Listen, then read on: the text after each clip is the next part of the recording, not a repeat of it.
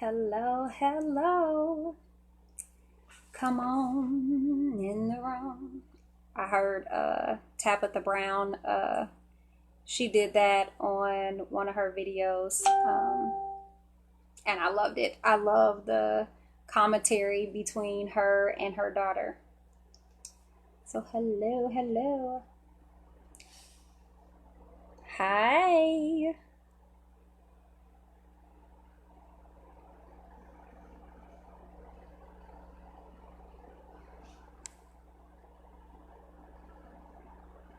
Hello, hello. All right. We are waiting for more to join. I am, of course, still messing with buttons because that is what I do. Try to figure out how this thing works. Hey, girl, hey. I know we were late tonight. Hey, who else just joined us tonight? Send a wave in there as we are getting started. We are an hour late, you guys. I had technical difficulties tonight. I tried to do the live on my laptop and it was giving me hell. That's the perfect word to describe it. I found myself getting angry. And then I was like, should I not go live tonight? But we made a commitment, and you got a circle that's counting on you. You got friends that be like, nah, just do what you was gonna do. I'm glad we did because it gave us a little setup. And I'm cute tonight. I got a little cute. I just really it's the shirt. I washed my hair, washed that red out of the hair, y'all. Put on a cute shirt, and it was so cute that it made me put on some earrings because lip gloss, earrings, and cute hair will change any woman. So I guess that'll be one of my healing tips for night. If you ain't feeling yourself, go on and get cute. Throw on some hoops, put on some lip gloss, and make yourself feel good on the outside, and you'll see it more on the inside. Because that's always my advice to other healers. Hey, hey. That's always my advice to just sometimes you gotta just keep showing the part until you feel the part. That's that last night I was just sitting down writing some affirmations and some intentions, and they always say make it bold, make it plain, the things that you want to manifest in your life. So I just sat down and I was kind of writing down my goals, and a friend of mine sent me this app. Let me get the name of it because I don't want to tell y'all about this good app that I found and it not tell you. It's called Manifest Goals.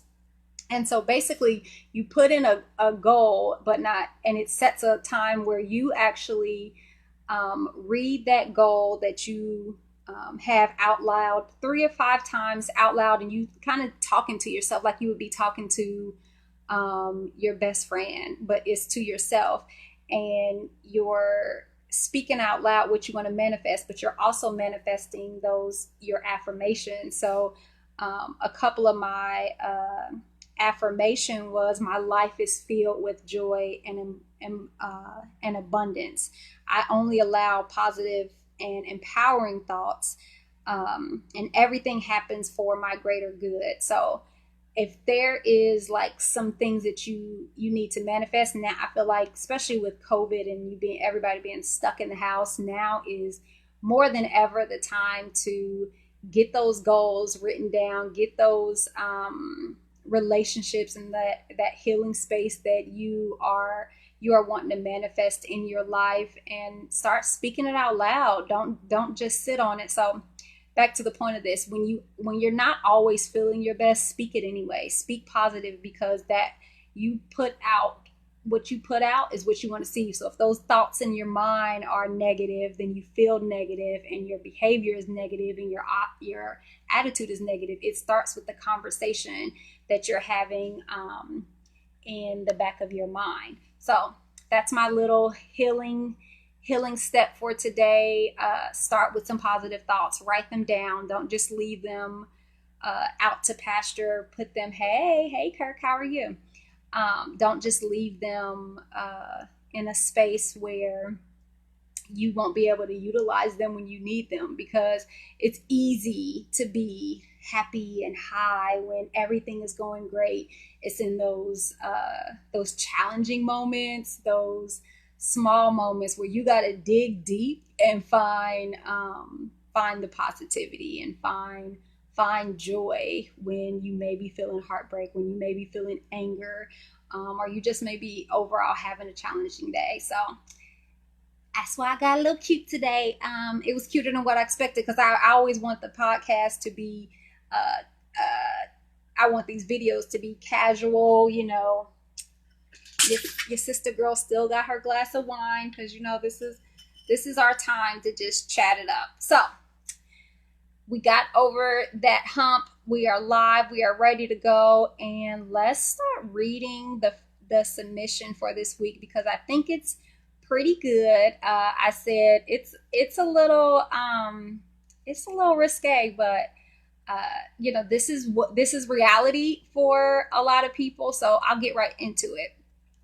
So, being on your period. Sorry, gentlemen, I know y'all in here. The first few days is a little brutal, but before you go to sleep, you still want to honor your husband. So you ask him, do he need anything from you? Anything from you? And he says to me, no, he don't feel like taking a shower. So you go to sleep, but you wake up an hour later and realize he's not in the bed. And you walk in the other room and realize he's not only, hey mama, look, my mama came to join me, y'all. You realize not only is he in the other room alone, I'm trying to just get this out, but this Facebook Live, I don't know how everybody gonna feel about it, but he said he is pleasuring himself without me. And I don't know what it was wrong with me this night, this reader says, but I cried. I was definitely shocked. It felt like he was cheating. And I know that's extreme, but it's sneaking to watch porn made me feel that way. Not that I wanted to, because, I really was cramping. I really didn't feel like it, but I wanted to offer something before I went to bed, just because we've been trying to be more intentional with making sure the other is satisfied or doesn't want to do anything or have anything to say before we go to sleep. Mainly, there were nights last month I wanted to, have sex with my husband, and he would fall asleep. And I wouldn't wake him up or say anything. This would be this, yeah, I know. Yeah. But she says that she would go to sleep, she wouldn't say anything, and then it would become this whole ordeal where she was having an attitude, and I never spoke up to say that I wanted to have sex with my husband. So he just said, why don't we just start asking each other if there's anything that we need or anything that we want to discuss before we go to bed. And she said, I did that, but it didn't work. So let's point out this one thing. First off, let's give a shout out to the hubby. If you are listening out there, or later at the replay, if wifey's on the phone, let's give a shout out for hubby saying, I see that you're hurting. I see that what I did to you offended you. And even though that wasn't my intention, let's see how we can fix this together. So want to give a shout out to her hubby off rip, because it could have been a different way. The hubby could have said, listen, this is my business. This has nothing to do with you. You're making this about you. And he could have blew her off. But instead, he took the initiative to say, I want to make sure there's no problem in our relationship. So definitely want to give a shout out to hubby for that, because that takes a lot for both people when it's a perceived offense happening. And I do say perceived offense because I do understand wifey's side of the story, but I don't think that was his intention. So the reason why this story was interesting to me, not just because it was just so risque, it's like, oh, you walked in on your husband doing what? So he wanted the porn, but he didn't want you, because that's two different That's one way to look at it, right? You can't look at it like you were rejected by your husband. But really, when I listened to what this healer was saying, she wasn't really dealing with the fact that her husband didn't want her, because what they agreed to was them both communicating, do you need anything? So what she offered him was not something that he said he needed. He didn't say that he wanted anything from her. He just said, nope, I don't want to. And that's okay. But if we're looking at it from the wife's perspective, I think it's important that she deals with the rejection part of it, because that's what it feels. If we've any of us that have, even if you haven't been married, anytime you're in a relationship and you trying to get intimate with your partner and they say no to you, it is like a sting. Even if it was like no because they angry or no because they're tired, you still feel that ping of rejection, right? And that's, I think, where this problem is. The problem was not about how he went to relieve himself, because it was an hour later. Remember, she said it's a whole hour since we had since I went to sleep, and I woke up and saw him in this caught him what he was doing. But at that an hour ago, he may not have wanted to, because we all know that's truly the experience. That 1 minute we want to, and an hour later he might have said, "Yeah, let me go ahead before I go to bed." So she walked in on what happened, but I don't think it was about her. It's about her need. It was about her feeling rejected in that space. And so a lot of times when we feel rejected, we project that hurt onto the other person. We make it about them, about what they did to us, and instead of dealing with how we feel. So my first thing to that reader would say, go back to the source of the anger. Why do you feel rejected? Because your husband didn't want you? Because I never got the impression that hubby didn't want you. He didn't want that at that moment, but not want you after all. What about your relationships? What about and not just relationships with your hubby? I mean, what about overall in your relationships, that when you hear the word no, it automatically means an overall rejection? Because sometimes no, I posted about this yesterday. No is not just it's a complete sentence, because you don't always have to explain yourself. It's also a boundary. It is a love language, and it doesn't need an explanation all the time. Sometimes the answer is just no, but no's are not personal. You know what I mean? Sometimes they are, sometimes they are, but a lot of times what we're experiencing in hearing no's, and the pain that we feel from that no, is about our ability to cope with rejection. I know for me, it's been a long time since I had live-in. I think the last time I lived with a man, it was my kid's father. And man, that was so long ago. My kids are, one of them about to graduate from high school next week. So that was over 10 years ago. The last time, hey T, the last time I lived with somebody. But I remember that feeling of them, of my kid's father saying no when I was in the mood and he wasn't in the mood. And a lot of times for women, what we do is, and I know this is a myth, that it's this myth that men get rejected by their women so often, but I think that could go either way. I just talking to my girlfriends, I know that happens a lot, where sometimes you feel like it's the partner or whatever you want. Sometimes you don't want to give in all the time. And I've seen where the man will say no way more often than women. The myth that women are being the one to say no, I just don't believe that's true. I got too many girlfriends to be like, well, he told me no, he don't want to, but I never tell him no. And why not? Why don't you say no? Because you don't want him to feel rejected, even if you don't want to. but you didn't set those boundaries. So sometimes we get upset with them because they set a boundary. They said, if I don't want to, I'm okay with saying no.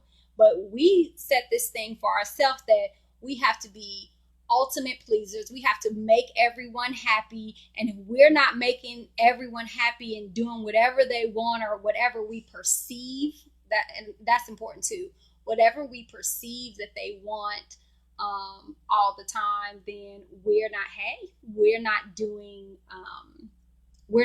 our part as a woman, as a wife, as a mother, as anybody, as the nurturers that we have to be. We always feel like we have to say yes. And so back to what's important about this is that the agreement that this couple had together was that you would say what you need. So I'm rooting for hubby on this one because he did not say that he needed anything. So did he really reject you? And so I challenge, I think this video is probably going to be a little shorter because I think we're getting right to the point of it. When you feel like you are hurting from a no, right? When you feel like you're being rejected in a space, don't look at the person that's rejecting you, right? Think about what's making you hurt, what's making you feel like you're not worthy, or like you have to be the person to give them everything that they need all the time, because you don't have to be that person. You can set up those same boundaries for yourself that they set up for themselves. You know what I mean? And I'm still going back to where she would say, yet he would fall asleep on me, and I would want to be intimate with my husband, and then I'd be mad because I didn't get what I need. Boundaries. So you didn't set up the boundaries that communicate with your husband, and you kind of want him to read your mind. And I think that could happen both ways. So we're talking about the wife because the wife is the one that sent the email, but really that's you find that situation in anything.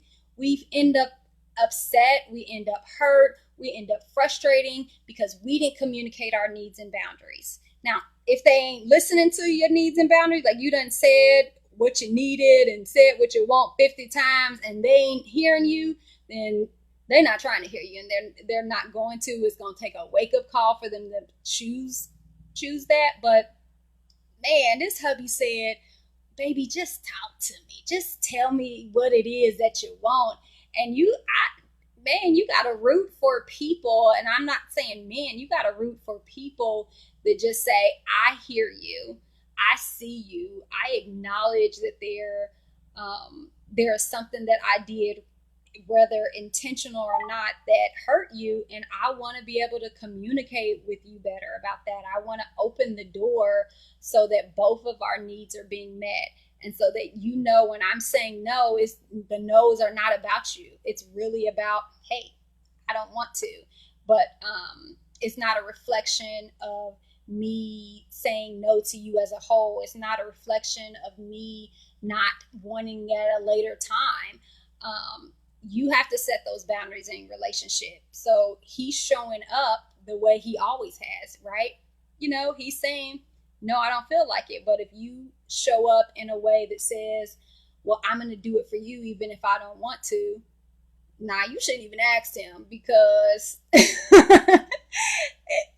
like nobody, listen, I don't want to feel like in our intimate moments, I'm just doing this just so you can, feel good about yourself, or just because you want to and I don't want to. And I think that's valuable in a relationship too. So, what's y'all thoughts out here? I see my audience is a little more quiet today.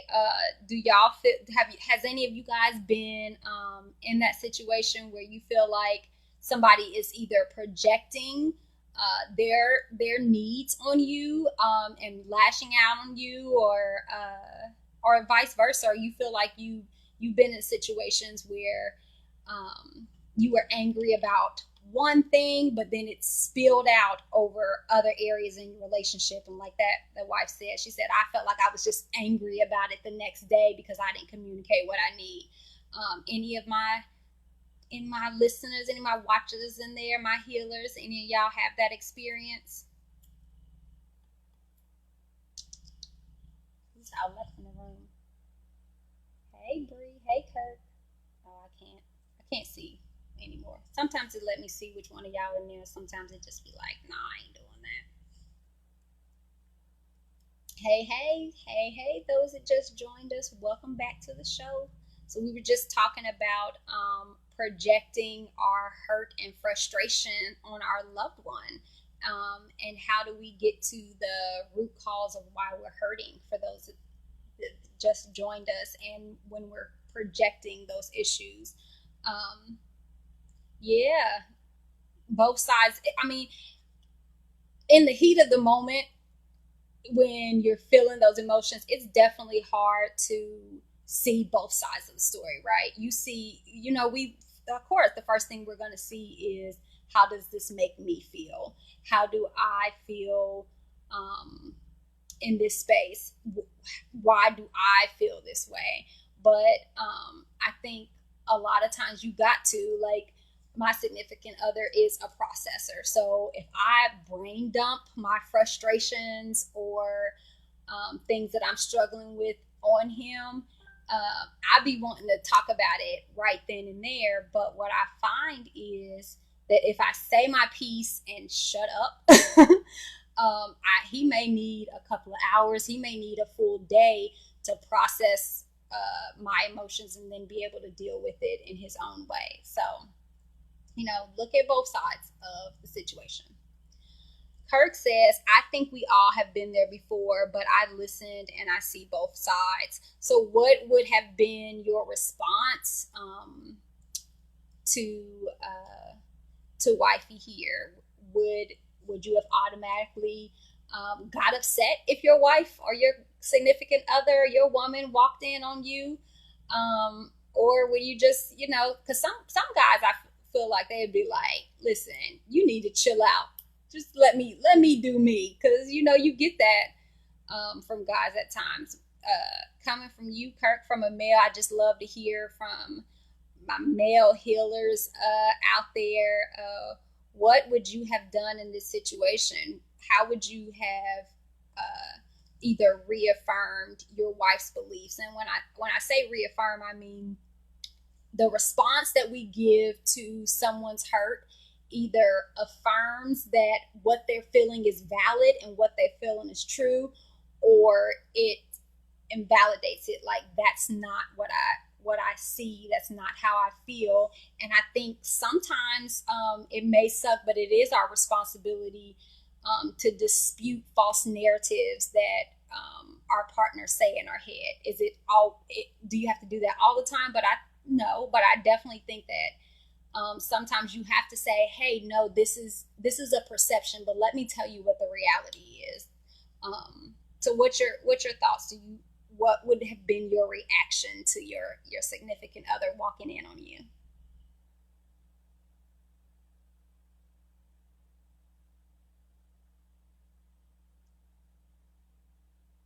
And Bree, listening,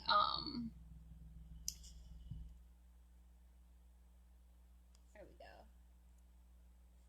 And Bree, listening to this, what do you think, as a woman, if you've ever been, you're married, so you've probably been in this situation too. What do you think, as a woman, you would want to change, or you would want to say differently to your husband, if y'all have ever been in this situation? Or hell, I think you guys have been married 4 years now. It's still time.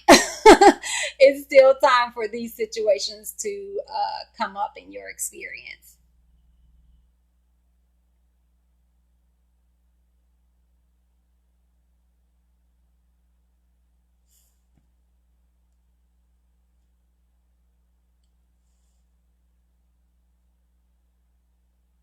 I don't know if y'all still talking there. Sometimes I can't see it. When you're on the live, you kind of wait for the feedback, and sometimes it comes up really quickly, and sometimes you're like, oh, is that what you said? So while we're waiting and while you guys are pondering on any thoughts we have, I do want to say I need more of your stories. Yeah, I got a couple lined up, but the more we get in, the more we can keep this open dialogue, and you can, we can bring your story on the live and we can talk about something that you're struggling with. And I love when my audience jumps into the story and talks about their struggles too. So make sure you send your submissions to healwithericaB@gmail.com. You can also DM my Facebook page, and then we'll be able to chat with our healers too. So I made a commitment that I'm going to keep this episode under 30 minutes, and I'm very happy because today I did last week's episode lasted for 44 minutes, and it probably could have went on and on and on because y'all know I can talk a lot. But I just really, again, I'm so thankful for you guys joining. I'm thankful for the open dialogue. I'm thankful to be able to Bree got something. I think I would have had the initial shock, but once we had the conversation, I think I would have understood a little better that he just needed time to himself to get out the way and go to sleep. Yeah, I definitely feel that too. And in the heat of the moment, we don't always see that, but once we have that conversation, and it's important to have those conversations even when they hurt our feelings with people that you love.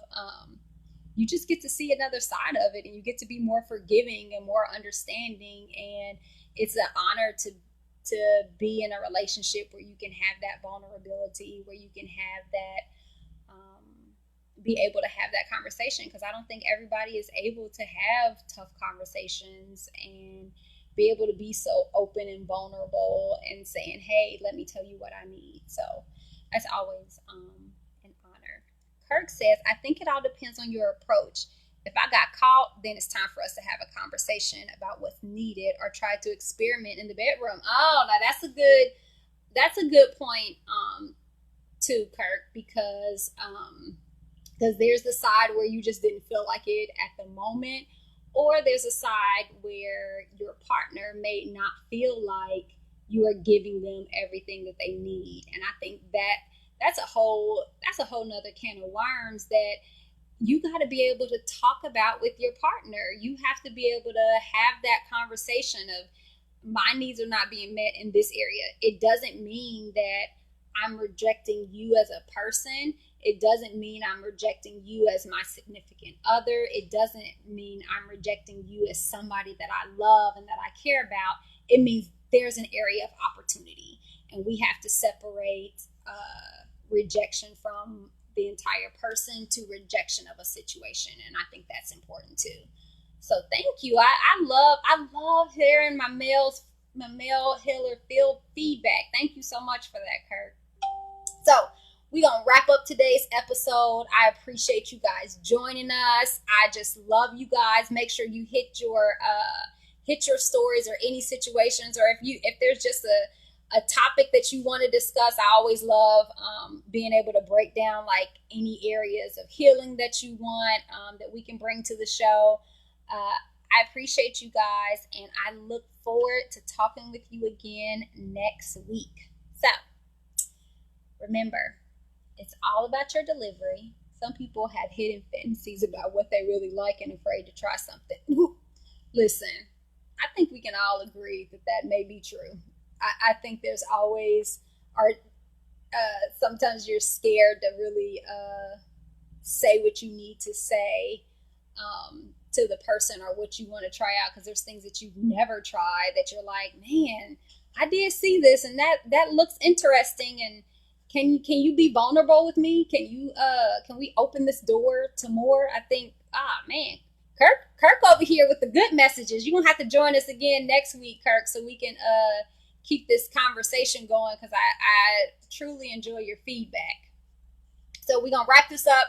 I haven't said that 3 times, but we are gonna wrap this up for tonight. Again, I appreciate y'all joining. I cannot wait till next week where we dive into more. I have probably about 8 more emails to go through. So I'll make a posting later on, probably on Thursday or Friday, telling y'all what we're going to discuss next week. Y'all can get y'all questions ready, and we'll have some fun together. So let's heal, grow, and manifest and love together and show up in a positive, healthy way. So peace out, y'all. Have a good night.